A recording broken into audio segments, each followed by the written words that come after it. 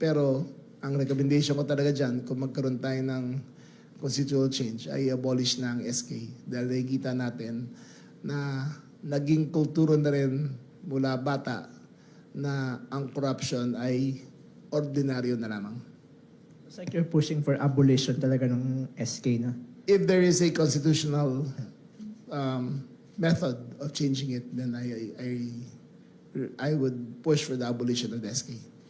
So parang nagiging breeding ground, parang training ground na sir ng corruption. Kasi basic unit na to, tapos Tama. Tsaka bata pa, natututo na. Pero hindi lang yan Ang SK, after the first year, sa buong Pilipinas, 50% attrition rate, 50% hindi na napasok. So, mag-a-appoint na lang ng OIC. Kasi nag-aasawa, nagkatrabaho, nag-aaral, hindi na kaya gampanan na kanilang kapangyarihan.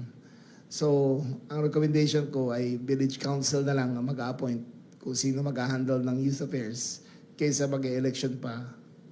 Nangyayari sa kanila kasi yung election ay nagiging parang tsapa nila na hindi sila pwede magkamali. Na kahit anong gawin nila, tama pa rin.